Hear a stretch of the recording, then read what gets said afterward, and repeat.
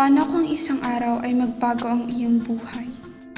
Ang X-linked dystonia Parkinsonism ay isang bihirang karamdaman na tanging anak na lalaki lang ang naaapektuhan dulot ng dalang sakit ng ina. Isang sakit sa utak na nagdudulot ng hindi makontrol na paggalaw, hindi normal na postura at walang koordinasyon sa utak at katawan.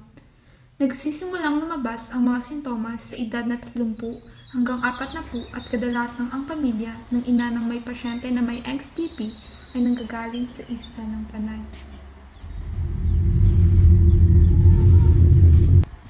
Noong 2016, unang simptomas, involuntaryong neck movement, nagalubag-liog ko pa ito sa toong hindi ko mapunggan.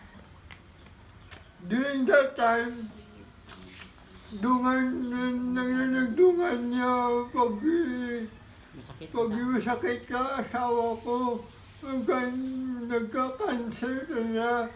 Di ako nangabantay sa ospital, nadugangan ka stress ko ba na masakit inayo sa ako, nagka-cancer ka niya. Di ako gabantay ka na ito pinakabulan. So, nagpadasig ka, promise ko lahat niyan. Nagato ako sa Makati Med sa movement specialist nanda sa last 2017 na September 2017.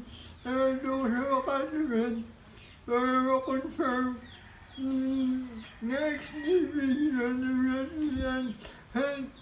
At history ko kung nalaman naman XDP mo. Nagato ko ito kung ma-confirm. Na-confirm yan. Tapos, nabasa akong blood sample. Ano mabugto. Masakit eh. Sobrang sakit niya. Una-una nga sakit ulo ko. Kaya sakit na yung ulo ko na doon ko. Tapos nasabi sa left hand ko. And then, nung sa right hand ko yung sakit. And then,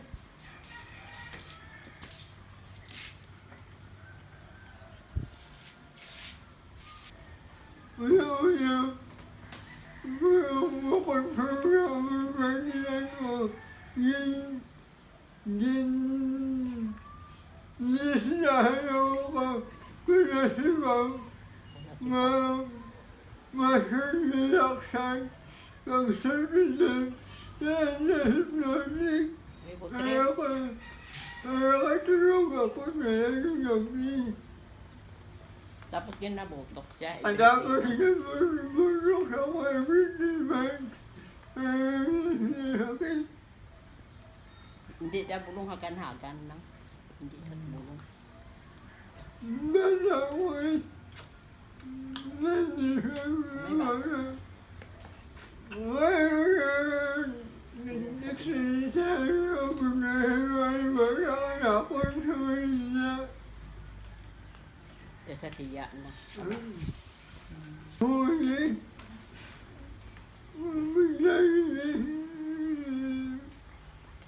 Sa lolo ko sa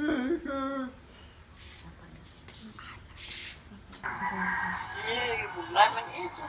Nag-review na ikaw ang message. Ang mga itong gabulig ka na ako na kumat. Doon na kami nun.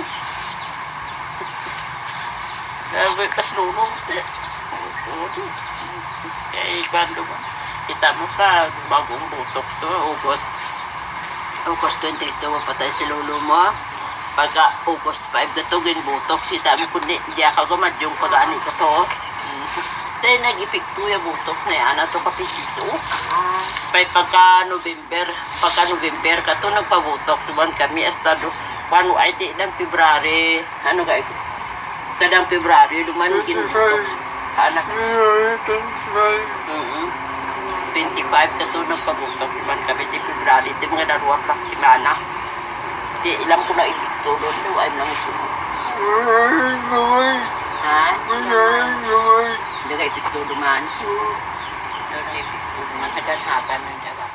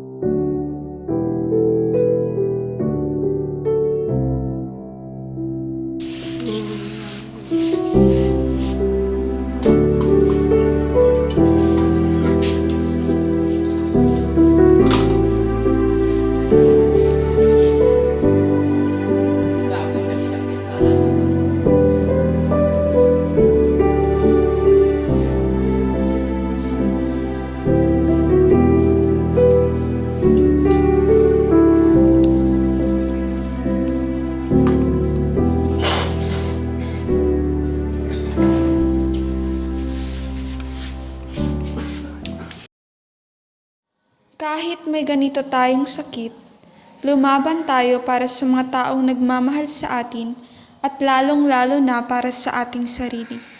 Magsilbing inspirasyon para sa iba at ipakita na hindi hadlang ang karamdaman para patuloy na lumaban sa buhay.